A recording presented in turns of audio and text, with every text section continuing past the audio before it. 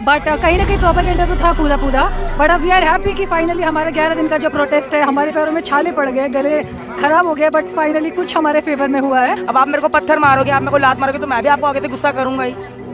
Even मैं जब 18 साल का था, मेरे पे हाथ उठाया गया था क्योंकि मैं कुत्तों को खाना डाल रहा था। ये भी कहना चाहूँगी मैं सरकार को कि आप इतना परेशान मत करिए। नए नए पहले ही हम ऑलरेडी इतने परेशान हैं, इंडिया में कोई कमी नहीं है दिक्कतों की। आप अपने आप ही नई नई दिक्कतें पैदा कर रहे हैं, युवाओं को सड़क पे लाकर हम मजबूर कर रहे हैं प्रोटेस्ट में। हम पढ़ाई लिखाई करें, नौकरी करें कि सड़क पे आके हर रोज़ आए दिन मुसीबतों के लिए हम अपना प्रोटेस्ट करें। और मेल डॉग्स भी तभी काटता है जब कोई फीमेल जैसे हीट पे आती है, जैसे हीट साइकिल होता है उनका फीमेल, तभी वो मेल डॉग एग्रेसिव होता है। उसको लगता है कि ये मेरी फीमेल को कहीं ले जाएंगे। ये इंसानों में भी यही नेचर होता है और जानवरों में भी सेम यही नेचर होता है। जिस तरीके से डिसीजन निकल के आया सुप्रीम कोर्ट की तरफ से, लगातार इतने टाइम से मांग चल रही थी कि डॉग को शेल्टर में ना डाला जाए, और सुप्रीम कोर्ट का भी ये डिसीजन आया कि स्टरलाइज वैक्सीन करने के बाद उनको छोड़ दिया जाएगा। क्या कहना चाहेंगे उसको? जी, मैं यही कहना चाहूँगा, ये जो सुप्रीम कोर्ट ने डिसीजन दिया है, ये बहुत अच्छा डिसीजन दिया है। क्योंकि हम लोग अपने एनिमल फीडर थे, एनिमल रेस्क्यूअर थे, हम लोग अपना पैसा करके स्टरलाइज करवाते थे, अपना पैसा करके वैक्सीनेशन करवाते थे। अब सरकार अगर करेगी तो हमारा भी थोड़ा बोझ हल्का होगा। और हमारे जो बच्चे हैं, फीमेल डॉग तभी अग्रेसिव होती है जब वो बच्चे देती है। एक माँ अपने बच्चों के लिए हमेशा प्रोटेक्टिव रहती है। और मेल डॉग्स भी तभी काटता है जब कोई फीमेल जैसे हीट पे आती है, जैसे हीट साइकिल होता है उनका फीमेल्स, तभी वो मेल डॉग एग्रेसिव होता है। उसको लगता है कि ये मेरी फीमेल को कहीं ले जाएंगे। ये इंसानों में भी यही नेचर होता है और जानवरों में भी सेम यही नेचर होता है। बाकी जो सुप्रीम कोर्ट ने आज बोला है कि वैक्सीनेशन करके और स्टेरिलाइजेशन करके उनको वापसी छोड़ेंगे, ये बहुत अच्छा ऑर्डर है। मैं इसके लिए सुप्रीम कोर्ट का बहुत बहुत धन्यवाद करता हूँ। मगर उसमें बताया जाए कि जो मुद्दे निकल कर आ रहे हैं बाहर, उसमें उन्होंने कुछ लिमिटेशंस भी करी हैं कि फीडिंग की जैसे बात करी, पब्लिक फीडिंग नहीं होगी। क्या कहना चाहेंगे? जी ठीक है, इसमें कोई हमारे को दिक्कत नहीं। हम लोग पब्लिक फीडिंग हम लोग नहीं करेंगे। अगर कोई हमारे को मना कर रहा है कि आप यहाँ पे नहीं डालो, तो हम वहाँ नहीं डालेंगे।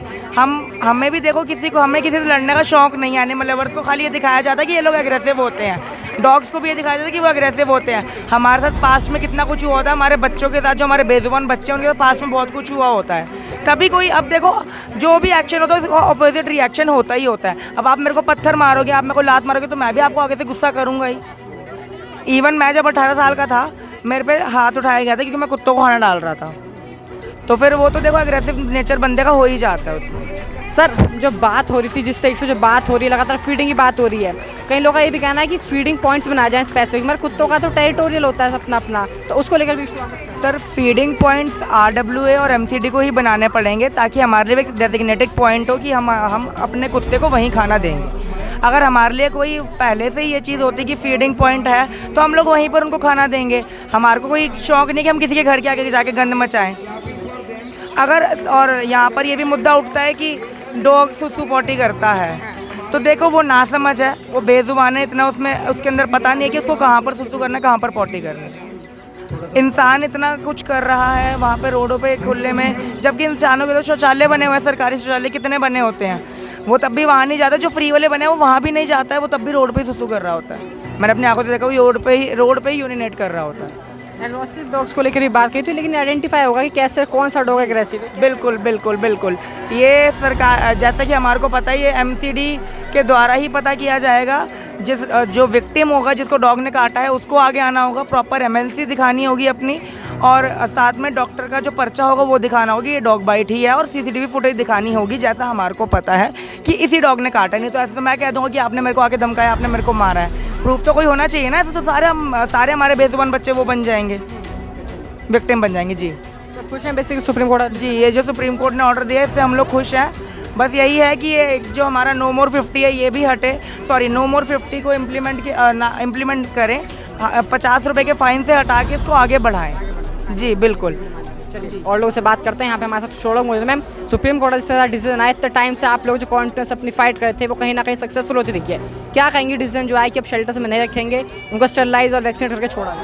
ये बिल्कुल सही डिसीजन है, पर हमें कि स्टेरिलाइज करो, उनको वापस छोड़ो। हमें पूरा ABC रूल्स को फॉलो करना चाहिए। अपने आप अपने नए लॉ लेकर आने की कोई ज़रूरत नहीं, जैसे कि पहले हुआ था out of pressure of government, और वी कैन नॉट से कि किस कारण हुआ था। बट कहीं ना कहीं प्रोपेगेंडा तो था पूरा पूरा। बट अब वी आर हैप्पी कि फाइनली हमारा 11 दिन का जो प्रोटेस्ट है, हमारे पैरों में छाले पड़ गए, गले खराब हो गए, बट फाइनली कुछ हमारे फेवर में हुआ है। बट हम ये कहना चाहेंगे कि ABC रूल को फॉलो करो। और एग्रेसिव, जैसे कि अभी भी जो कुछ बोला इन्होंने, उसमें भी बहुत सारे कॉन्ट्राडिक्टरी चीज़ें बोली हैं। तो एग्रेसिव की पहली बात कोई डेफिनेशन नहीं होती है। ऐसे तो आपका कोई आसपास के मोहल्ले का कोई बोल देगा कि एग्रेसिव, उसको उठवाने की कोशिश करेंगे। सो एग्रेसिव की डेफिनेशन है एज पर दी एबीसी रूल और एज पर दी कॉन्स्टिट्यूशन, न्यूआंस का कोई डेफिनेशन नहीं है। सो उसको वापस लेने की मतलब उसको आप केज करके रखने का आप नहीं कर सकते हैं आउट ऑफ एग्रेसिव कह करके। और जैसे कि ये भी कहना चाहूँगी मैं सरकार को कि आप इतना परेशान मत करिए, नए पहले ही हम ऑलरेडी इतने परेशान हैं, इंडिया में कोई कमी नहीं है दिक्कतों की, आप अपने आप ही नई दिक्कतें पैदा कर रहे हैं। युवाओं को सड़क पे लाकर हम मजबूर कर रहे हैं प्रोटेस्ट में, हम पढ़ाई लिखाई करें, नौकरी करें कि सड़क पे आगे हर रोज़ आए दिन मुसीबतों के लिए हम अपना प्रोटेस्ट करें। सो हमारी सरकार से अपील है कि आप अपना प्रॉब्लम्स का सल्यूशन ढूंढो, हमें और परेशान मत करने की कोशिश करो। और ये जो बड़े बात निकल के आ रही है इसमें, जो फीडिंग को लेकर भी आ रहा है कि फीडिंग को लेकर बोला गया कि पब्लिक फीडिंग अलाउड नहीं है, तो कहा जा रहा है फीडिंग पॉइंट्स बनाया जाए, मगर डॉग से जो बात निकल गया कि टेरिटोरियल होता है वो अपना, तो क्या है इसमें? देखो हमारे, अगर मैं अपने गली मोहल्ले की बात करूँ, हम अपने घर पे फीड करते हैं, और अगर आपको सड़क पे आप देखते हो कोई इतना कमज़ोर है कि मरने की हालत पर है, इतनी ज़्यादा पॉपुलेशन होने के बाद भी लोगों में ह्यूमैनिटी की कमी है, सो अगर कोई उसको खाना दे देगा, मुझे लगता है इसमें कोई दिक्कत किसी को भी होनी चाहिए। और फीडिंग साइट्स इनके है ही नहीं आज के टाइम पे आप देखिए अवेलेबल।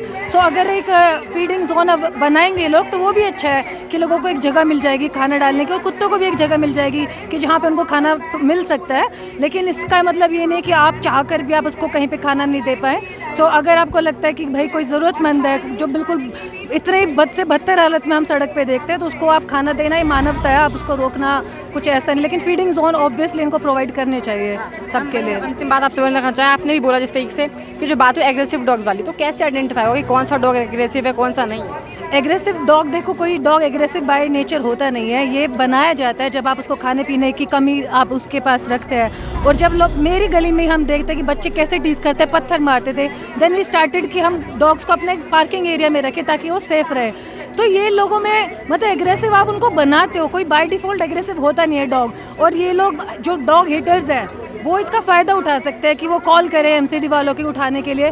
सो हमें बहुत अलर्ट रहने की मतलब ज़रूरत पड़ेगी इस चीज़ को लेकर। बाकी एग्रेसिव कोई डॉग बाय डिफ़ॉल्ट होता नहीं है, बहुत गलत है कि आप एग्रेसिव कहकर अगर आप उसको केज करने की कोशिश करोगे, वो हो भी नहीं सकता एज़ पर एबीसी रूल। लोगों से बात करना कहना है कि सब कुछ ठीक है, सब चीज़ खुश है, मगर जो 50 वाला फाइन की बात थी इसको थोड़ा बढ़ाया जाए। जो नो मोर 50 है इसके लिए फाइट तो हमारी पता नहीं कब से चलती आ रही है, हमने बहुत इसमें अवेयरनेस फैलाया। देखो आप लोग क्या करते हो, ट्रैफिक फाइन आपने अपडेट कर दिया, कॉर्पोरेट फाइन आप अपडेट करते हो, बट जानवरों से इनको क्या प्रॉब्लम हमें समझ नहीं आ रहा कि फाइन जो मतलब 1960 में जो फाइन रखा गया था 50 रुपीज़, उस टाइम पे 50 रुपये की जो कीमत थी वो एक गोल्ड कॉइन जितना मैटर करता था, वो बहुत सोच समझ के रखा गया था। और आज के टाइम पे वो 50 रुपये की कीमत क्या है, मतलब एक छोटा बच्चा भी लेना पसंद नहीं करता है। तो इसको सीरियसली रिवाइज करने की ज़रूरत है अगर आप क्रूअल्टी को इस देश में रोकना चाहते हो तो। क्योंकि जो लोग एनिमल्स के प्रति क्रूअल है वो कहीं ना कहीं जो बच्चे हैं और जो बेजुबान है और जो महिलाएं हैं उनको भी वो अकेले में शोषण करते हैं। ये हिस्ट्री है इसके पीछे। 90% जो लोग हैं जो क्रूअल है टुवर्ड्स एनिमल, वो क्रूअल रहते हैं मतलब कमज़ोर लोगों के लिए, बच्चों के लिए, औरतों के प्रति। तो उनको तो पकड़ के आपको सबसे पहले जेल में डालना चाहिए। आपको तो बहुत अच्छा मौका मिल रहा है, फाइन बढ़ाओ इस पे, उनको जेल में डालो। 50 रुपये आज के लिए जस्टिफाइबल नहीं है, ये उनकी ज़िंदगी के ऊपर मतलब मजाक है उनकी ज़िंदगी के लिए 50 रुपये का फ़ाइन आज के ज़माने में।